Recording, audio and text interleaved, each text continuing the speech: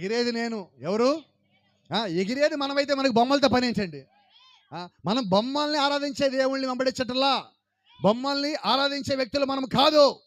ఇర్మియా గ్రంథం మాట చెప్తుంది, ఆకాశంలో రూపాలకే కానీ, భూమి మీద ఉన్న రూపాలే కానీ, నీళ్ళలో ఉన్న రూపాలే కానీ ఏ రూపానికి మీరు మొక్కటానికి వీల్లేదు. ఫైనల్.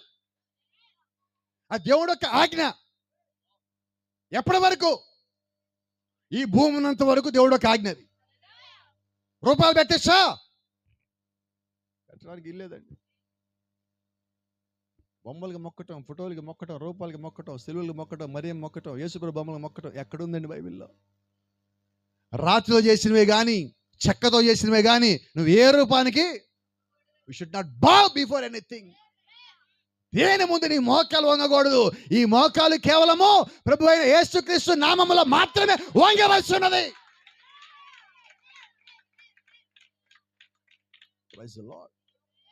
మనుషులని వారి ముందు మనం పొగట్టం కాదండి, వారి పొగట్టలు మనం పడిపోవటం కాదండి, ఎవరి కొరకు మనం పని చేయటం కాదండి.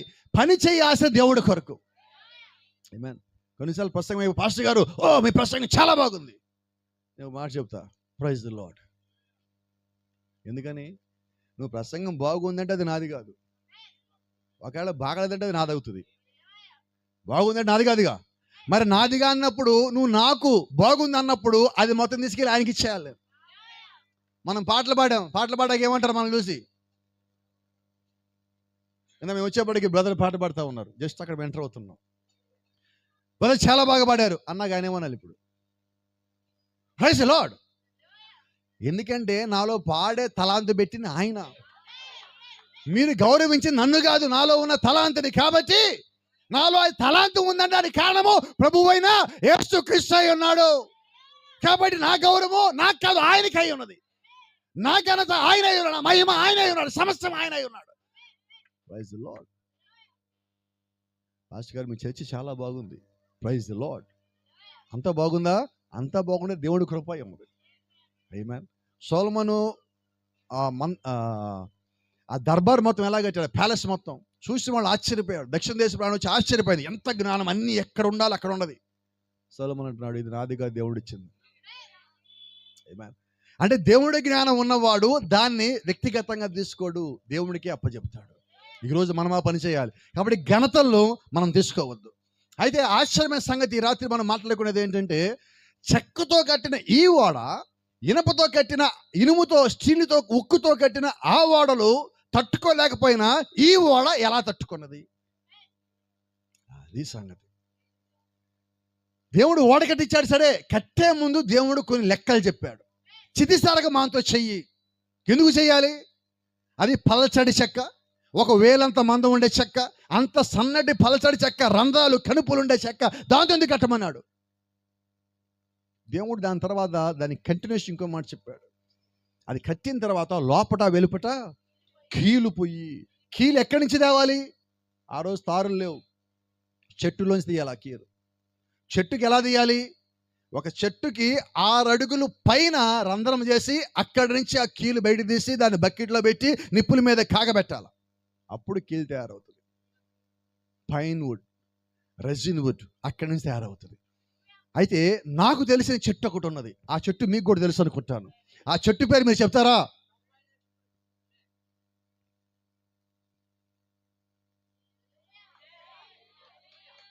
భూమికి 6 అడుగులు పైన ఈ చెట్టు వేలాడదీయబడింది.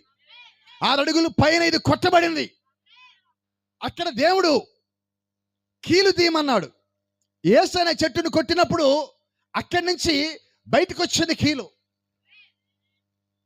ఇప్పుడు ఈ కీలు దేవుడు ఏం చెప్పాడంటే, ఓడ కట్టాక ఓడకి లోపట వెలుపట. అంటే ఇప్పుడు దేవుడు మనలో ఒక ఓడ కడతా ఉంటే ఆ ఓడ లోపల మనం పెట్టి ఆ ఓడకి లోపట వెలుపట కీలు పోస్తున్నాడు. ఏ కీలు? యేసుక్రీస్తు యొక్క స్వరక్తము. అందుకని అపోస్తలుడైన పౌలు అంటాడు, నీ దేహము విలువ పెట్టి కొనబట్టి ఉన్నది. నీ దేహము దేవుని ఆలయమై ఉన్నది. నీ దేహము పరిశుద్ధాత్మకు ఆలయమై ఉన్నదని వెరుగువా? Don't you know that? కాబట్టి ఈ దేహంతో మనం ఏం చెయ్యాలా? రక్తం పెట్టి కొనబడింది ఇది. వృధా మాటలు కాదు, వృధా ప్రలాపనలు కాదు, వృధా ప్రసంగాలు కాదు, వ్యర్థమైన పనులు, వ్యర్థమైన ఆలోచనలు కాదు. దేవుడికి ఇష్టమైన పనులు మాత్రమే చేయవలసి ఉన్నాం మనం. దేవుని నామానికి మహిమ. ఆ రంధ్రాలున్న చెక్క మీద దాన్ని వేడి చేసి తీసుకొచ్చి పోసిన తర్వాత ఈ కీలు మొత్తం ఆ చెక్క అంతా వెళ్ళిపోయి ఇది నానబెట్టబడి కొద్దిసేపటి తర్వాత దానిలో ఉన్న తడి వేడి మొత్తం ఆరిపోయిన తర్వాత మీరు గమనిస్తే ఆ కీలు స్టీల్ కన్నా గట్టిగా ఉంటుంది. ఇంతకీ ఇప్పుడు ఆ చెక్క మనమే అంటున్నాం, అవునా? ఇప్పుడు ఈ చెక్క మనమైతే చెక్కలో రంధ్రాలు ఉన్నాయి. ఈ రంధ్రాలు పోవాలంటే మన కీలు కావాలి. ఈ కీలు ఎవరిది? మనలో ఉన్న బలహీనతలు, మన పాపాలు, మనం తప్పించుకోవటం, మనం పారిపోవటం, మనం జారిపోవటం, సంఘానికి రాకపోవటం, వచ్చి పరిచయం చేయకపోవటం, చేసేవాడిని బాగా ఇబ్బంది పెట్టడం. ఏంటి ఇదంతా? ముళ్ళు, కణుపులు, రంధ్రాలు, బలహీనతలు, వీటన్నిటి మీద ప్రభువైన యేసుక్రీస్తు రక్తం కప్పి ఉన్నాడు. ఇప్పుడు రంధ్రాలన్నీ కప్పిన తర్వాత కీలు కనిపిస్తుంది కానీ చెక్క కనబడదు. ఆమేన్. అంటే ఇప్పుడు నా జీవితంలో ఆయన ఒక రక్తంగా నన్ను కప్పితే నేను కనబడను, ఆ రక్తం కనిపిస్తుంది. Is it right? నిజమేనా మాట? ఇంకో సంగతి మీకు చెప్పాలి. ఈరోజు దేవుడు మనల్ని చూసినప్పుడు మన పాపాలు కనబట్టల్లా. ఎందుకంటే ఆయన ఒక రక్తం చేత మనం కప్పబడి ఉన్నాం కాబట్టి రక్తం కింద మనం ఉన్నాము. మనం కనబట్టల్లా, మన పాపం కనబట్టల్లా, ఆయన ఒక సొంత రక్తం కనిపిస్తా ఉన్నది. ఎందుకని తీర్పు మనకి లేదు? మనమందరము ఒక్కటే శరీరములోకి బాప్తిసం పొందుతిమి. ఆ శరీరం కొట్టబడింది, ఆ శరీరం గాయాలు పాలైనది, ఆ రక్తం మన మీద కప్పబడింది. ఒక చిన్న మాట అడుగుతాను. ఏదైనా తోటలో దేవుడు ఆదామును సృష్టిస్తున్నప్పుడు మీరు ఎక్కడున్నారు? కొద్దిగా నాకు వినబడేలాగా చెప్పండి. నేను ఎంత గట్టిగా మాట్లాడుతున్నాను, మైక్ తీసి ఇంతే మాట్లాడతాను. నేను ఎక్కడున్నావు? నిజమేనా? దేవుడు మోషేతో కొండ మీద మాట్లాడినప్పుడు మీరు ఎక్కడున్నారు? దేవుడు నోవాహుతో మాట్లాడినప్పుడు ఎక్కడున్నారు? ఆదికాండం 18వ అధ్యాయం అబ్రహాం దగ్గరికి, మమ్రే వృక్షం దగ్గరికి దేవుడు వచ్చినప్పుడు మీరు ఎక్కడున్నారు? నిజమేనా? యెహెజ్కేలుకి దర్శనాలు కనిపించినప్పుడు, ఆయన మలాకీతో మాట్లాడినప్పుడు, పౌలుతో మాట్లాడినప్పుడు, పేతురుతో మాట్లాడినప్పుడు, నతానితో మాట్లాడినప్పుడు చెప్పండి ఎక్కడున్నారు? అయితే ఒక మాట అడుగుతాను, ఆయన సిలువ వేయబడినప్పుడు నువ్వు ఎక్కడున్నావు? సిలువ మోసినప్పుడు నువ్వు ఎక్కడున్నావు? వినబట్లేదు, ధైర్యంగా గట్టిగా చెప్పు. ఎక్కడ? సిలువ వేసినప్పుడు నువ్వు ఆయనలో ఉన్నావంట. రుజువు ఏంటో చెప్పనా? నువ్వు ఆయనలో లేకపోతే ఆయన ఒంటి మీద ఒక్క గాయం అవ్వదు. ఆయనలో మనం కానీ లేకపోతే మన నిమిత్తాన్ని గాయాల పాలవాల్సిన పనే లేదు. కారణం ఏంటి? నా పాపానికి నామే దెబ్బ పడాలి. ఆయన అపవాదికి ఏం చెప్పాడంటే, నువ్వు నీలో ఉన్నావు, నేను కొడతా అంటే దేవుడు అన్నాడు కొట్టుకోపో అన్నాడు. వాడు కొట్టినప్పుడు దేవుడు ఆయన భుజం అడ్డు పెడుతున్నాడు. ఎందుకని? నన్ను కాపాడటానికి. కాబట్టి ఈరోజు మనం భూమి మీద నిలబడ్డామంటే మన పాపాలు ఆయన భరించాడు, మన కొరకు రక్తం కాచాడు, మన పాపాలు ఆయన తీసుకున్నాడు, మన అతిక్రమాలు ఆయన భరించాడు. అసహించుకోబడ్డాడు, అక్రమ సంతానంగా పిలువబడ్డాడు, వెలివేయబడ్డవాడిగా పిలువబడ్డాడు. ఆయన మీద ఉమ్మేశారు, ఎగతాళి చేశారు. ఇన్నిటి ఆయన ఎందుకు భరించాడు తెలుసా? లోపల నా కొరకు. ఎవరి కొరకు? గట్టిగా చెప్పగలరా? గట్టిగా చెప్పగలరా? సంతోషమేనా కాదా? మనం అవమానపడాలి, మనం అవన్నీ భరించాలి. అయితే దేవుడు ఏం చేశాడంటే ఆయన మన నిమిత్తం అన్నిటిని భరించాడు. ఎంత గొప్ప కృప మనకిచ్చాడు తెలుసా? నీకు ఆయన విలువేంటో తెలిస్తే నువ్వు ఏనాడు పాపం చేయలేవు, నువ్వు మళ్ళా పాపం చూపు చూడలేవు, పాప పని చేయలేవు, పాపపు మాట కూడా నిలకరించాలి, పాపం జరిగే చోటు ఉండలేవు. కారణం ఏంటంటే ఆయన ఒక రక్తం కింద నీవు ఉన్నావు. రోమపత్రిక ఒక మాట చెప్తుంది, రోమ 8వ అధ్యాయం. ఎందరైతే దేవుని ఆత్మచేత నడిపించబడుదురో వారందరూ ఏ ఆత్మచేత నడిపించబడాలా? దేవుడు ఆత్మ ఎక్కడ ఉంటుందంటే ఆయన రక్తం ఎక్కడుందో అక్కడ ఉంటుంది. ఆయన ఒక రక్తం ఎక్కడ ఉంటుంది? వాక్యం ఎక్కడుందో అక్కడ ఉంటుంది. వాక్యం ఉన్న చోట రక్తం ఉంటుంది, రక్తం ఉన్న చోట ఆత్మ ఉంటుంది. నువ్వు వాక్యంలో ఉండవు, రక్తం ఉంటుంది. రక్తంలో వాక్యంలో ఉన్నావా, ఆత్మను ఉంటావు. ఆత్మను కలిగి ఉన్నావా, నిశ్చయంగా పరలోకంలో ఉంటావు. Praise the Lord. మనం చేసిన పాపాలు ఒకవేళ రంగు ఉంటే పాపానికి ఏ రంగు ఉంటుంది? వినబడలేదు. పాపాలకు ఎరుపు రంగు ఉంటుంది, నలుపు. ఒకసారి సేవకుడు చెప్తున్నాడు, ఈరోజు చాలామంది హృదయాలు ఎలా ఉన్నాయంటే పాతాళ లోకంలో, అక్కడ ఎలా ఉండదు? పాతాళ లోకంలో మంటల్లో నిప్పుల్లో కాలుస్తా, వేడికి అరుస్తా, కేకలు పెడతా. మనం చూసాం కదా అబ్రహాం దగ్గర.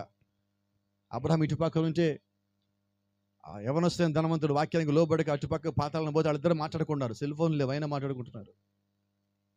అక్కడి నుంచి అంటే అబ్రహామా, నీ రొమ్ము 4 రాజును పంపిస్తావు అన్నాడు. ఏమో నాకు కుదరదు అంటున్నాడు. చూడు నెట్వర్క్ ఎలా ఉంది అక్కడ. మనకేం పొలాలు దొరకట్లా. Praise the lord. అక్కడ ఎలా ఉన్నది?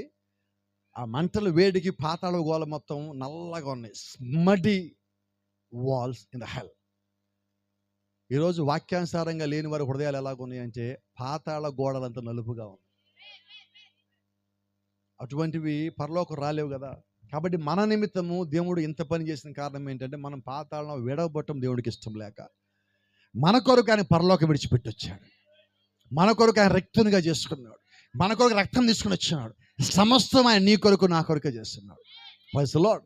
అయితే ఇంత గొప్ప సంగతి దేవుడు ఎందుకు చేశారంటే ఆయన ఏదో కేవలము రక్తం ఇచ్చేసి నేను మంచోణ్ణి అని చెప్పుకోవడానికి దేవుడు రాలా. నోవాహు వాడ,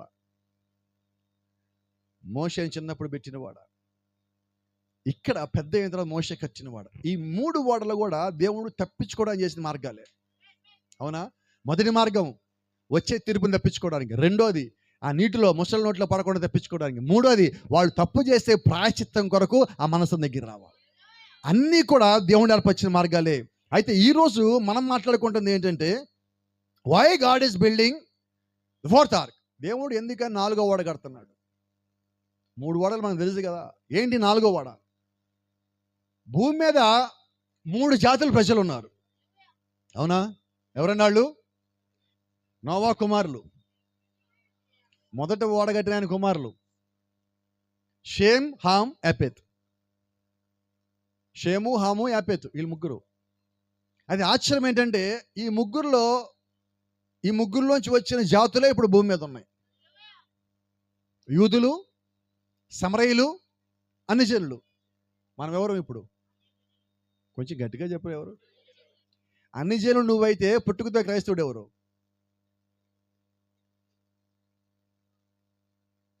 అయ్యయ్య, మనమన్న చాలా అన్యులండి. మనం అన్యులం. అది ఆశ్చర్యం ఏంటంటే అన్యుల్లోంచి దేవుడు మనం పిలుచుకున్నాడు. ఇప్పుడు మనం ఎవరమంటే సంఘము. సంఘం అంటే బయటికి పిలువబడిన వారు. లోకల్ నుంచి బయటికి పిలువబడిన వారు సంఘం అంటారు. నువ్వు చర్చికి పోతా లోకల్ ఉన్న సంఘము కానే కాదు. ఎప్పటికీ నువ్వు బయటికి పిలువబడిన వ్యక్తి అయితే మళ్ళా లోకల్లో ఉంటావు. Praise the Lord. ఇప్పుడు గమనించండి, ఈ ముగ్గురులో దేవుడు ఎవరికి దేవుడు? హాముకా, షాముకా, యాపెతుకా? యూదులుకా, సమరయులుకా, అన్యజనులుకా? చెప్పండి. ముగ్గురు దేవుడు అయి ఉన్నాడు. నిజమేనా? అయితే ఈ ముగ్గురిని కన్నా నోవాహు అక్కడ ఉన్నాడు. ఈ నోవాహు ఓడ కట్టినప్పుడు బయట వచ్చే వర్షానికి లోపలున్న నోవాహు ఓడలో ఉన్న ప్రజలకి ఈ మధ్యలో కీలు నిలబడింది. అలాగే 4వ ఓడలో ప్రభు అయిన యేసుక్రీస్తు యొక్క రక్తము మనకి తీర్పుకి మధ్య నిలబడుతుంది. తీర్పు మనం తగలనీయకుండా, దాని ప్రభావం లోపల పడనీయకుండా. Praise the Lord. దేవుని నామానికి మహిమ కలుగును గాక. చూడండి, నోవాహు వర్షం పడద్దంటే ఎంతమంది నమ్మారు? ఎంతమంది నవ్వారు? అందరు నవ్వారు. కానీ వర్షం వచ్చిందా లేదా?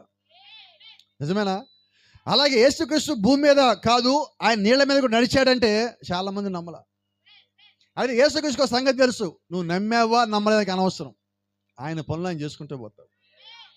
ఒకసారి ఒక సేవకుడు చెప్తా ఉన్నాడు, దేవుడు సంఘంలో ఎంతవరకు పని చేస్తాడంటే గుడ్డోడు చూసేదాకా, మోగోడు మాట్లాడేదాకా, చెవిటోడు వినేదాకా అన్నాడు. ఎంతవరకు చేస్తాడు అంటే ఆయన ఆపడని అర్థం. ఎప్పటిదాకా? ఆయన రాకడ వచ్చేదాకా. కొద్దిమంది ఇప్పుడు విపరీతమైన బాధ తెచ్చారు, యేసుక్రీస్తు రాకడ అయిపోయింది అని. అయిపోయిందంటే చర్చలు కడుతున్నారు. ఇదేంటిది? రాకడైపోయి చచ్చింది ఎందుకండి? పాస్టర్ గారు ఎందుకండి? ఇక్కడ ఒక సంగతి మీకు జ్ఞాపకం చేయాలా. యేసుక్రీస్తు రాకడ వచ్చిందంటే భూమి మీద స్వస్థతలు ఆగిపోవాలి. స్వస్థతలు జరుగుతున్నాయా లేదా? జరుగుతున్నాయా అంటే అర్థమేంటి? ఇది సంగతి. చదువు లేని కూడా అర్థమవుతుందండి. చదువు ఎక్కువైపోతే మనకు అర్థం కాదు. అందుకే దేవుడు అన్నాడు, జ్ఞానులకు వివేకులకు మరుగుపరిచి పసి బాలులను బయలుపరిచారంటున్నాడు. ఆయన చెప్పినట్టుగా దేవుడు ఎప్పుడు బయలుపరుస్తూ వచ్చాడు. ప్రశ్నలేదు, సందేహించదు వాక్యాన్ని. వాక్యాన్ని తీసుకుందాం. మన జ్ఞానం పక్కన పెట్టి, సొంత ప్రత్యక్ష పక్కన పెట్టి వాక్యాన్ని తీసుకున్నప్పుడు దేవుడు దాంట్లోంచి మనకి బలాన్ని ఇస్తాడు. Praise the Lord. దేవుని నామానికి మహిమ. ఇంకొక చిన్న మాట అడుగుతున్నాను, చెప్పండి. మన ప్రభు అయిన యేసుక్రీస్తు పక్షపాతేనా? నిజం చెప్పండి.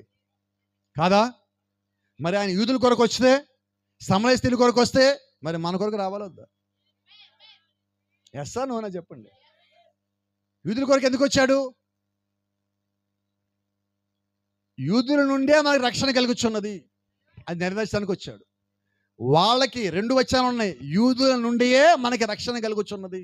ఈ మాట మనకి అర్థమైతే అది ఎంత ఏడిచినా కూడా దాన్ని మనం ఏం చేయలేం. అట్లా ఉంటుంది ఆ మాట.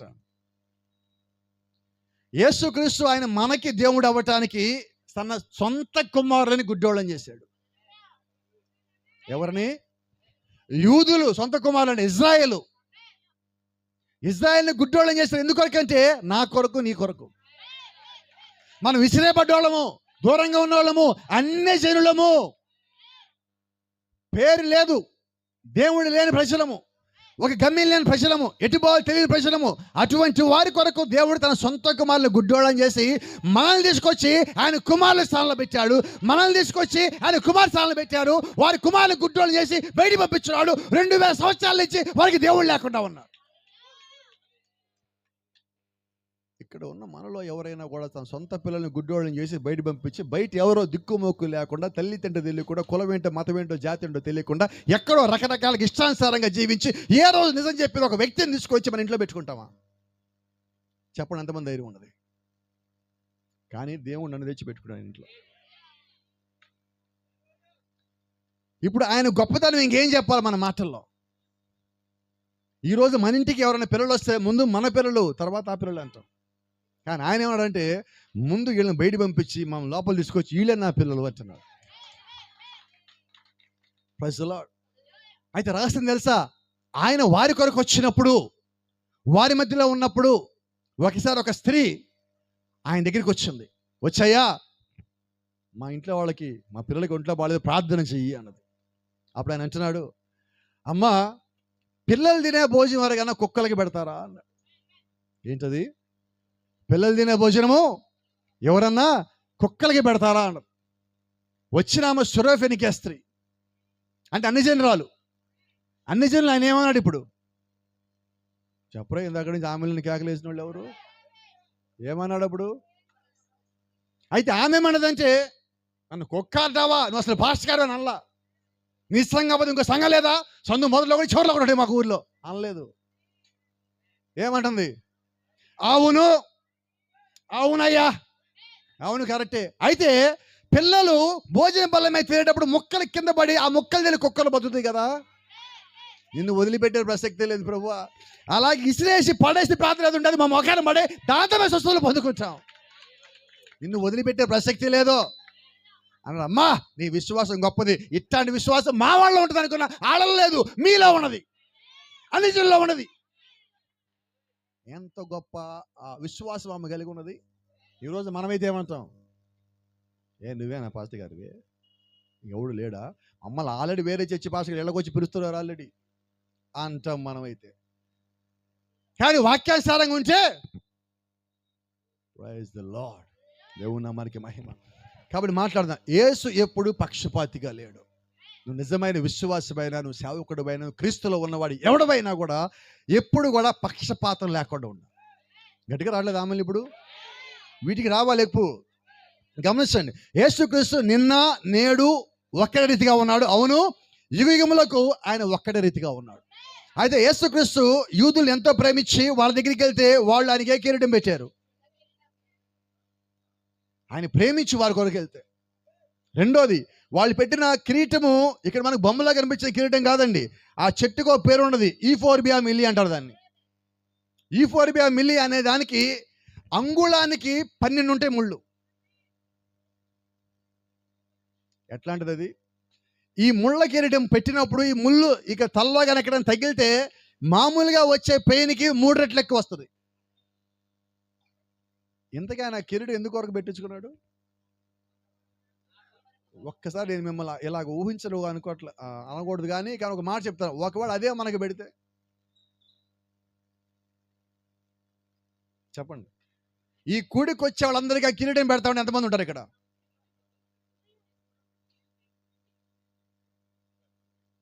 బుల్లెట్ కూడా దొరకవు, అంతరిక్షం నుంచి ఉన్న కెమెరా కనబడం. ఎక్కడికి వెళ్తాం? అమ్మో ఇదేం భాష, మీరు కిరీటం పెడతాడంట. పెడతాడు అంట అంటేనే ఇట్లా ఉన్నదే, మన కొరకు భరించాయని ఎలాగుండాలి. గమనిస్తే మీరు బైబిల్ మొత్తంలో ఆయన ఎక్కడా కూడా నా వల్ల కాటం లేదని కేకేలా. ఎందుకంటే ఆ మాటగా నా నోట్లోంచి వస్తే మన పని అయిపోయినట్టే. ఇప్పుడు ఎవరి కొరకు భరించాడు? నా కొరకు భరించాడు. నా కొరకు అన్ని చేసిన దేవుడి కొరకు నేను ఏం చేశాను నా దగ్గర ఏం కనబట్టల్లా. కోపం రాదుగా. ఇప్పుడు పరిచయం రమ్మంటే ముందుంటామా లాస్ట్ ఉంటామా?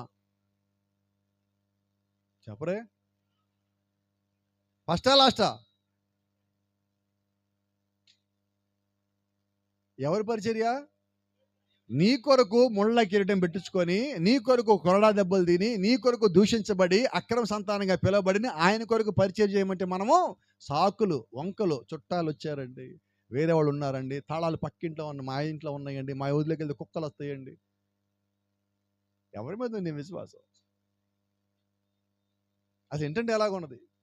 కొన్నిసార్లు పిల్లలు ఏం చేస్తారు, మన ఇళ్ళల్లో పిల్లలు కూడా పొద్దున పూట స్కూల్కి వెళ్ళే టైంలో కడుపు నొప్పి వస్తుంది, బస్సు వెళ్ళిపోగానే కడుపు నొప్పి పోతుంది. మనకెళ్ళకి తేడా ఏమున్నది?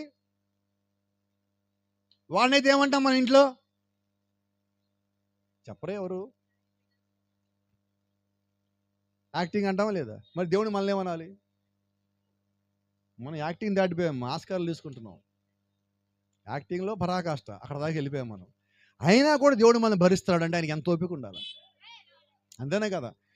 అన్ని జనులు మాత్రము అన్ని జనుల దగ్గరికి ఆయన ఆశపడ్డప్పుడు అన్ని జనుల వల్ల ఆయన పొందుకున్నది ఏంటంటే ఇదిగో ఈ కిరీటం పొందుకున్నాడు. వాళ్ళు పెట్టిన కిరీటం ఏంటి?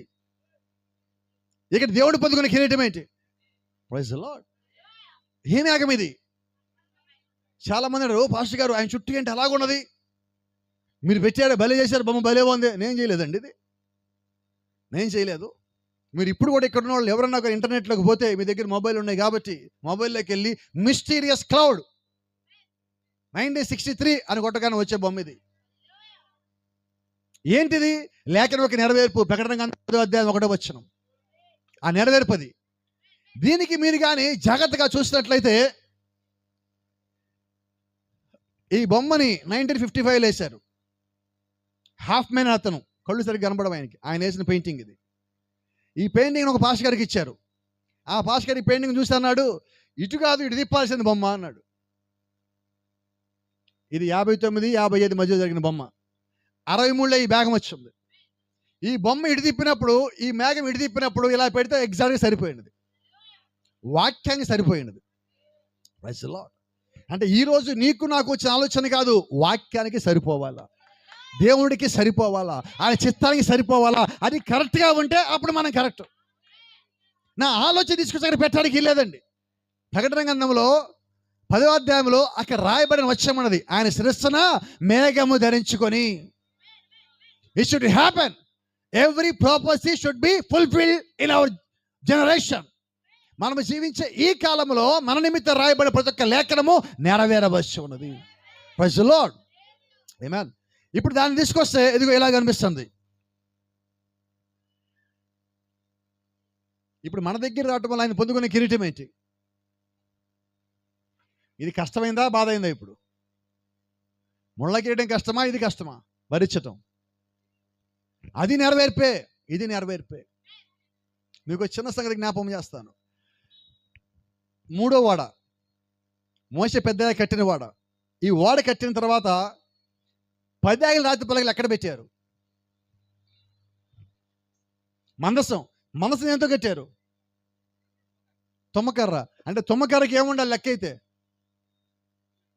ఇప్పుడు ముళ్ళులు ఉండాల్సిన తుమ్మకర్రల మధ్యలో 10 రాతి పలకలు ఉన్నాయి. 10 రాతి పలక అంటే వాక్యం చుట్టూ అక్కడ తుమ్మకర్రలే ఉన్నాయి. వీళ్ళు తుమ్మ ముళ్ళు అక్కడ పెట్టారు. యూఫోర్బియా మిలి అని మీరు గమనిస్తే ఆయన అక్కడ చేసిందే ఇక్కడ చేస్తున్నాడు. ప్రతిసారి పాత నిబంధనలో చేసిన దాన్నే దేవుడు కొత్త నిబంధన మళ్ళా చేసుకుంటూ వస్తా ఉన్నాడు. పాత నిబంధన ఒక ఛాయ, కొత్త నిబంధన అసలై ఉన్నది. నేను అపోస్తలుడైన పౌలు ఎబ్రీయులకు రాసిన పత్రిక 10వ అధ్యాయం అంటున్నాడు, పాత నిబంధన ధర్మశాస్త్రం రాబోచున్న వాటి మేలుడు ఛాయ గలదే కానీ ఆ వస్తువుల యొక్క నిజ స్వరూపం గలది కాదు కనుక. Praise the Lord. దేవుని నామానికి మహిమ, ఘనత, ప్రభావం కలుగును గాక. అంటే రాబోయే దాని గురించి పౌలు గారు మాట్లాడుతున్నాడు. పౌలు గారు ధర్మశాస్త్రం బాగా తెలుసుకున్న వ్యక్తి, భూమి మీద అత్యంత బాగా ధర్మశాస్త్రం బోధించేవాడు గమలీయేలు. అయితే గమలీయేలు పాదముల దగ్గర పెరిగినవాడు పౌలు. అందుకని పాత నిబంధన కొత్త నిబంధన రెండు పోల్చి మనతో ఎప్పుడు మాట్లాడుతూ ఉంటాడు. Praise the Lord. రైట్. ఇంతకీ ఆ మేఘములో కనిపించే యేసుక్రీస్తు మన కొరకు ఏం తెచ్చినట్టు? ఏంటి సార్, ఏం మేడం, ఏం తీసుకొచ్చారంటే 7 ముద్రలు తీసుకొచ్చి ఇచ్చారు. ఆమేన్. ఏంటి సార్ 7 ముద్రలు? చాలా మందికి 7 ముద్రలు ఎక్కడుంటే తెలియదండి. కోపడం మాకండి ఇప్పుడు నా మీద. ఎందుకంటే 7 ముద్రలు అనేవి బైబిల్లో చివరిలో ఒక పుస్తకం ఉంటుంది. ఏం పుస్తకం అది? ఇప్పుడు నా మీద కోపం వస్తుంది. మనం చాలా చర్చిలకు వెళ్ళినప్పుడు చాలా చర్చిలు ఏమంటారంటే ప్రకటన గ్రంథం తీసి చదువుతా ఉంటే పాస్టర్ మాకు అర్థం కావట్లేదు, ప్రకటన గ్రంథం చెప్పమంటే ఏమంటారు? ఇట్లాంటివి చదవ మాకు, ఇట్లాంటివి ఏం చేయమాక, నువ్వు ప్రకటన గ్రంథం చదివితే దెయ్యాలు వస్తాయి అంటారు. అయితే ఆశ్చర్యం ఏంటంటే ఒకసారి మీ దగ్గర బైబిల్ ఉంటే ప్రకటన గ్రంథం 4వ అధ్యాయం తెరుద్దామా? ఈ సంగతి జరిగిన తర్వాత ఇదిగో నేను చూడగా పరలోకమందు ఒక తలుపు తెరవబడి ఉండెను, మరియు నేను మొదటి విన్న స్వరము నాతో మాట్లాడిగా వింటిని. ఆ మాట్లాడేవాడు యోహాను, ఇక్కడికి ఎక్కిరమ్ము, ఇక మీద జరగబోయే వాటిని నీకు కనపరచెదను. ఇప్పుడు యోహాను ప్రకటన గ్రంథం 4వ అధ్యాయంలో భూమి నుంచి పైకి వెళ్ళి అక్కడి నుంచి 4వ అధ్యాయం నుంచి 22వ అధ్యాయం దాకా రాశాడు. ఎక్కడ రాశాడు? పరలోకంలో దేవుడే దగ్గరుండి యోహానుతో రాయించిన ప్రకటన గ్రంథాన్ని భూమి మీద మనం చదువుతున్నామా? మిగతా మొత్తం ఇక్కడ రాశారు. ప్రకటన గ్రంథం మాత్రం 4వ అధ్యాయం నుంచి పైన రాశారు. గొప్ప పుస్తకమా కాదా? ఇప్పుడు ఆ గొప్ప పుస్తకంలో 4వ అధ్యాయం తర్వాత 5వ అధ్యాయం వస్తుంది. 5వ అధ్యాయంలో ముద్రలు తెరవడానికి గొర్రెపిల్ల అధికారం పొందుకున్నది. 6వ అధ్యాయంలో 6 ముద్రలు తెరబట్టి, 8వ అధ్యాయం 7 ముద్రలు తెరబడింది. ముద్రలు ఎక్కడ ఉన్నాయి? ప్రకటన గ్రంథం 6:8లో ఉన్నాయి. Praise the Lord.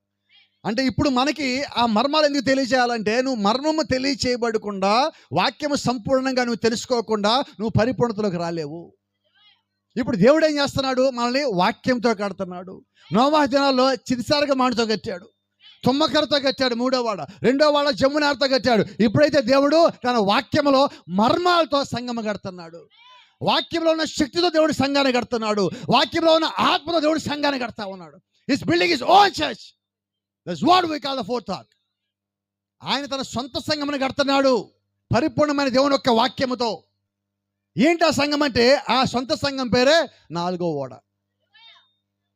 Amen. Praise the Lord. యేసుక్రీస్తు ఇప్పుడు 4వ ఓడ. ఇక్కడ చిన్న సంగతి మీకు చెప్పాలా, ఇది మొదటి వాడ వచ్చిపోయింది అంటానికి ఒక రుజువు. ఇది ఒక ఊరిలో ఉంది. ఆ ఊరిపై చాలా విచిత్రంగా ఉంటుంది. ఈ ఓడ ఆగిన ప్రాంతంలో అది శిథిలం అయిపోయాక అక్కడ తీసిన ఫోటో ఇది. నోవా కట్టిన ఓడ. ఈ ఓడ ఉన్న ఊరి పేరేంటో తెలుసా? Arkansas. Arc and I saw. ఏంటది? ఓడ అక్కడ ఉంది, నేను చూసి, అది ఆ ఊరి పేరు. ఆర్కన్సాస్ అంట దాన్ని ఈజీగా మనం. ఓడ అక్కడ ఉంది, నేను చూసా. ఆర్క్ అండ్ ఐసా, ఓడ నేను చూసా. ఈరోజు అమెరికాలో ఉన్నది. ఎంత బాగుంది. Praise the Lord. అంటే దేవుడు కట్టిన ఓడ, నోవా కట్టిన ఓడ, అదేదో పిట్ట కథ కాదు, కట్టు కథ కాదు, నిజమై ఉన్నది. నిజమేనా? రెండోది, ఎర్ర సముద్రం దాటినప్పుడు, మోషే ప్రజలు మొత్తం దాటినప్పుడు ఆ వెనకాల ఫరో శరీరం అన్నది మన బానిసలే దాటగా మనం దాటలేము, మనం కూడా పోదాం పదా అన్నారు. ఎక్కడికి వెళ్ళారు? ఇంకా అక్కడ దాటుతున్నారు వాళ్ళు. దాటుతారా? లోపలే ఉన్నారు. మీకు కావాలంటే ఇప్పటికి కూడా డిస్కవరీ ఛానల్లోకి వెళ్తే ఇప్పటికి మీకు దొరుకుతాయి. అక్కడ ఇంకా ఫరో సైన్యానికి సంబంధించిన రథాలు ఇంకా నీళ్ళలోనే ఉన్నాయి. రుజువులు కావాలా? ఈరోజు మనం 7 ముద్రలు చదువుతున్నామంటే ఆ మేఘం వచ్చి ఇచ్చే రుజువులే మనం చదువుతున్నాం. ప్రతి దానికి వాక్యపు రుజువులు మనం కలిగి ఉన్నాం.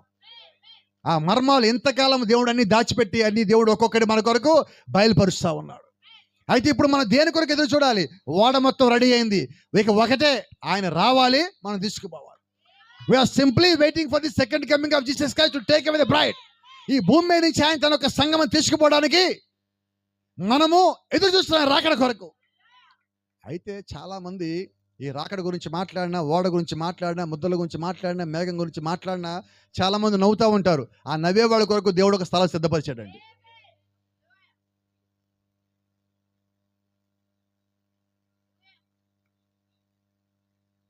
ఎవరిళ్ళు?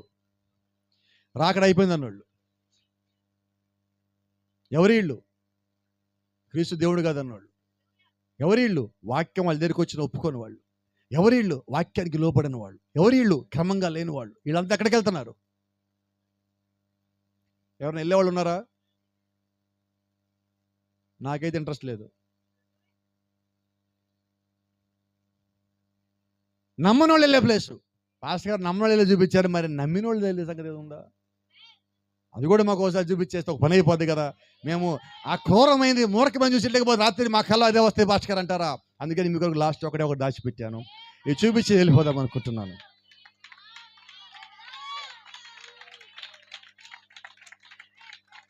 ఏంటది? జాగ్రత్త. నమ్మిన వారు, వాక్యానికి లోబడిన వారు, పరిచర్లో ఉన్నవారు, క్రమంగా ఉన్నవారు, వాక్యం కొరకు రోషం కలిగి జీవించిన వారు, వాక్యానుసారంగా ఉన్నవారు, వాక్యము కాక వేరేది నమ్మని వారు ఒక దినము దేవుని యొక్క రాజ్యానికి ఈ రకంగా భూమి మీద ప్రతి ఒక్క స్థలంలోంచి పైకి వెళ్ళబోతున్నారు. నువ్వు వాళ్ళలో ఒక్కడిగా ఉండాలనుకుంటున్నావా? ఆ ఎత్తబాటులో నీవు ఉండాలనుకుంటున్నావా? దేవుని యొక్క రాజ్యానికి నీవు వెళ్ళాలనుకుంటున్నావా? ఆయనతో పాటు నువ్వు కలవాలనుకుంటున్నావా? ఆయనతో పాటు వెయ్యాలు ఉండాలనుకుంటున్నావా? ఆ బంగారు వీధుల్లో నడవాలనుకుంటున్నావా? ఇక్కడ వీధుల్లో కూర్చోవడం కాదు, అక్కడ వీధుల్లో ఆయనతో పాటు మనం కూర్చున్నావా? ఎంతమంది సిద్ధంగా ఉన్నారు? ఎంతమంది సిద్ధంగా ఉన్నారు? చెప్పొచ్చు ఒక మాట మీ అందరితో, ప్రేమకు ఒక మాట చెప్పొచ్చా మీ అందరితో? God bless you. దేవుడు మిమ్మల్ని దీవించును గాక.